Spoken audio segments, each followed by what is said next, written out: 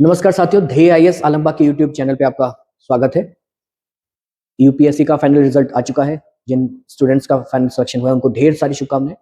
और किन्हीं कारणों से कुछ जिन अभ्यर्थियों का नहीं हो पाया है, परेशान होने की जरूरत नहीं है। एक छोटा सा ब्रेक लीजिए और फिर से नई ऊर्जा के साथ 2026 के अटेम्प्ट के लिए लगिए। ज़्यादा समय नहीं बचा है, प्रीलिम्स आने वाला है यूपीएससी का। और जो स्टूडेंट्स यूपी पीसीएस की तैयारी कर रहे हैं उनके लिए एक सुनहरा मौका है 2026। काफी समय मिल गया है आपको, इसको व्यर्थ नहीं करना है। अभी मार्च की स्टार्टिंग है, आपके पास इतना इनफ समय है कि आप मेंस की एकदम जीरो से स्टार्टिंग कर सकते हैं, शुरू करके आप पूरी तैयारी कर सकते हैं। 2026 को जो भी स्टूडेंट अपना लास्ट अटेम्प्ट बनाना चाहते हैं उन्हें इस समय अपना लगभग 70% टाइम मेंस पे देना चाहिए और अपना 30% टाइम प्रीलिम्स पे। दोनों दोनों का अपना अपना इंपॉर्टेंस है। ना ही आप प्री को इग्नोर कर सकते हैं और बिना मेंस की तैयारी के आपका कुछ नहीं होने वाला। 5 बार अटेम्प्ट दे लें, 6 बार दे लें, प्रीलिम्स के मास्टर बन जाए, बार बार निकालते रहें। जब तक आप मेंस की तैयारी एक बार अच्छे से नहीं करेंगे, मेंस आपका निकलने वाला नहीं है। यूपीएससी हो या यूपी पीसीएस, ये एक ट्रैप है। एक बार आप फंस गए, जब तक इस दलदल से आप फाइनल निकलते नहीं तब तक आपका मानसिक शोषण होता रहेगा, इसमें आप फंस जाएंगे। तो एक बार अच्छे से तैयारी कर लीजिए। प्रीलिम्स आपने देखा होगा जिन बच्चों का निकल रहा है वो हर बार निकलता है। सेम यही चीज मेंस के साथ है। आंसर राइटिंग की कला अगर आपने एक बार सीख ली, ठीक से समय दिया, आपने पूरा सिलेबस कवर किया, तो फिर मेंस भी आपका नहीं रुकता है। और आंसर राइटिंग की जो ये कला है वो एक दिन में नहीं आती, एक दो महीने में नहीं आती। निरंतर आपको अभ्यास करना पड़ता है, इसमें समय लगता है। जिन स्टूडेंट्स का मेंस नहीं क्वालिफाई हो रहा है, कुछ प्रॉब्लम्स आ रही है, तो उनकी क्या प्रॉब्लम्स हैं उस पर हम लोगों ने थोड़ा सा रिसर्च किया। एक तो सिलेबस बहुत बड़ा है, बहुत से बच्चों का सिलेबस कवर नहीं हो पाता है, ठीक है, पहली चीज। दूसरा क्या है, आंसर राइटिंग। अभी पिछले 3 महीने में यहाँ पे जो मेंस के बच्चे और अभी 2024 पीसीएस का जो इंटरव्यू चल रहा है उसमें लगभग 100 बच्चों से हमने डायरेक्ट बात की, 1 to 1 फोन पर, जो यहाँ मेंस की आंसर राइटिंग करने आए हैं। उसमें से कुछ बच्चे भी इंटरव्यू दे रहे हैं। तो जिन बच्चों का इंटरव्यू हो रहा है इस बार और जिनका नहीं भी हुआ है, उन दोनों से बात करके जो हमने निष्कर्ष निकाला, जो हमने देखा उनकी कॉपी को ध्यान से, तो उसमें कुछ महत्वपूर्ण बातें हैं। कुछ चीजें जिनका नहीं हो पा रहा है वो चीजें मिसिंग रहती है उनकी कॉपी में। जैसे पहली चीज, जो स्ट्रक्चर, एक सही स्ट्रक्चर होना चाहिए आंसर का, वो उनमें नहीं रहता है। क्वेश्चन की डिमांड क्या है, पूछा क्या गया है, और वो लिखते कुछ और है। दूसरी चीज।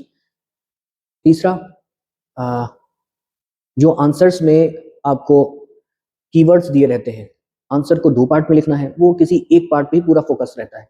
इंट्रोडक्शन को आप 8 लाइन में लिख रहे हैं, कंक्लूजन मिसिंग है ही नहीं, मिसिंग है।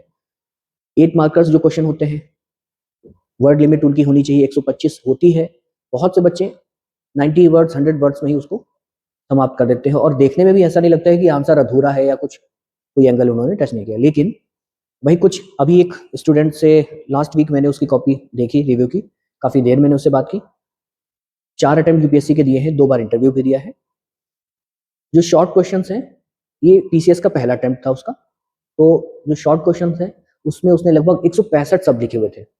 और वही जो लॉन्ग आंसर्स थे उसमें जो कंक्लूजन है वो मिसिंग था, नहीं था उसमें।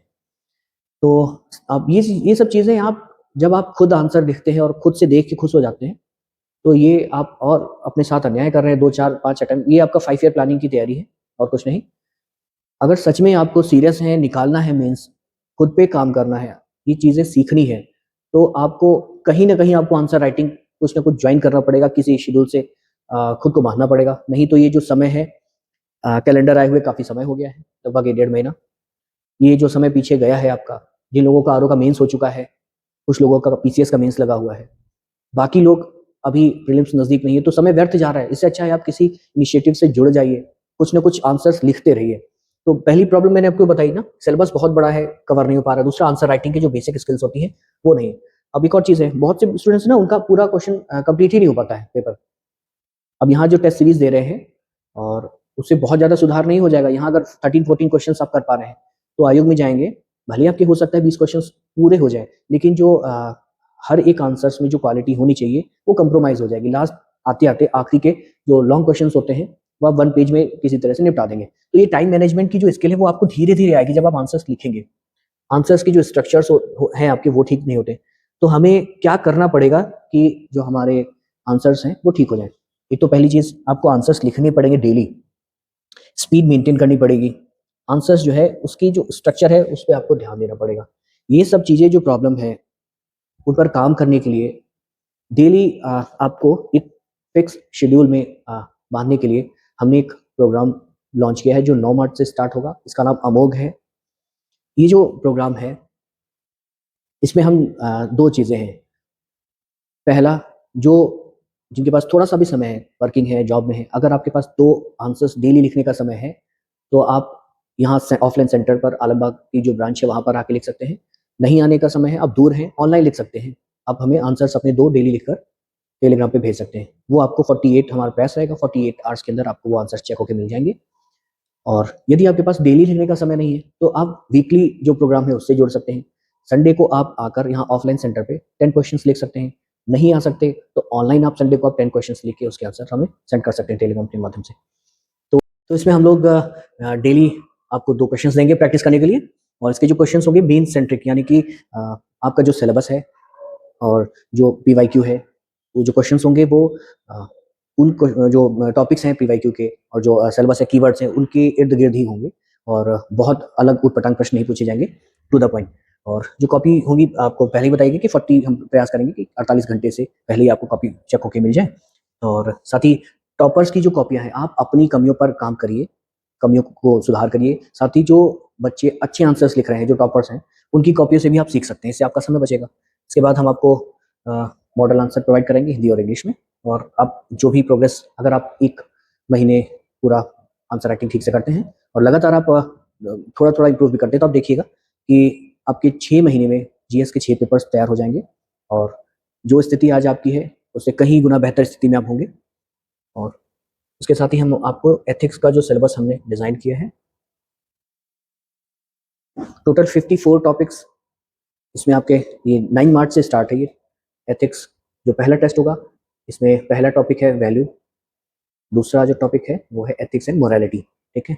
जो दूसरा टेस्ट होगा, वो दूसरा टेस्ट है आपका 10 मार्च को और इसका जो टॉपिक दे रखा है पहला ethics and in human actions और दूसरा है ethics and private and public relationship. इस तरह से डेली 2 टॉपिक आपको मिलेंगे और उससे संबंधित जो महत्वपूर्ण प्रश्न होंगे वो आपको प्रैक्टिस करने के लिए दिए। तो टोटल ये आपके 54 टॉपिक्स हैं और ये 12 अप्रैल को आपका एथिक्स आपका समाप्त हो जाएगा, यानी 9 मार्च से 12 अप्रैल तक, यानी लगभग 1 महीने में एथिक्स का पूरा syllabus with answer writing cover हो जाएगा और इसके बाद जीएस 2 शुरू होगा। तो जो भी स्टूडेंट्स 6 महीने लगकर इस टेस्ट सीरीज में मेहनत करते हैं तो उनको अच्छा रिजल्ट मिलेगा। और अगर आपको कुछ भी क्वेरी करनी है, कुछ भी पूछना है, तो मैं जो आपको नंबर दे रहा हूँ 7518373333, इस नंबर पे व्हाट्सएप मैसेज करके आप जो भी आपको पूछना है कि स्ट्रक्चर क्या है, बाकी जो भी चीज़ें आप जानकारी कर सकते हैं और आपके और क्या सुझाव हैं वो भी हमें कमेंट के माध्यम से और व्हाट्सएप मैसेज के माध्यम से दे सकते हैं।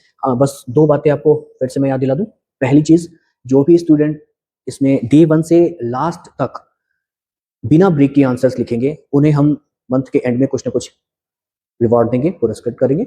और अगर आप लगातार 3 से 4 दिन आप इसमें आंसर्स नहीं लिखते हैं और आप कोई जेन्युइन रीज़न भी नहीं बताते हैं, तो आपको हम तुरंत डिसकंटिन्यू कर देंगे। इसका रीज़न सिर्फ ये है कि जो भी सीरियस एस्पिरेंट हैं, वो सिर्फ वही रहें और ताकि हमें रिजल्ट, हमारा जो ध्येय है सालमबाग का इस वर्ष का जो ध्येय है, लक्ष्य है, वो है 100 प्लस स्टूडेंट का final selection, UPSC, PCS, RO जो भी वैकेंसी 2026 में आएगी। और हमें ये उम्मीद है, विश्वास है, आप भी अगर थोड़ा-सा और एफर्ट करें, डेली 1% भी इम्प्रूवमेंट आप करते हैं ना, तो 365 दिन के बाद 37 गुना, 37 गुना इम्प्रूवमेंट आप कर सकते हैं। इसका उल्टा भी है, अगर आप डेली 1% अपनी परफॉर्मेंस, अगर आप 100% पे आज हैं, 1% भी अपनी परफॉर्मेंस में वर्स करते हैं, तो 365 दिन के बाद आप अपने जो वर्तमान स्थिति है उसका 3% पे आप पहुंच जाएंगे। तो इस तरह से लगातार आप हमारी जो इनिशिएटिव है अमोघ, इससे अगर आप 6 महीने तक भी जुड़े रहते हैं, तो मुझे पूरा विश्वास है आपका प्रीलिम्स जो गुरु दक्षिणा मेंटरशिप है उसमें आप मेहनत करते हैं तो प्रीलिम्स तो निकलेगा ही, साथ ही साथ 6 महीने में आपका मेंस का पूरा सिलेबस कवर हो जाएगा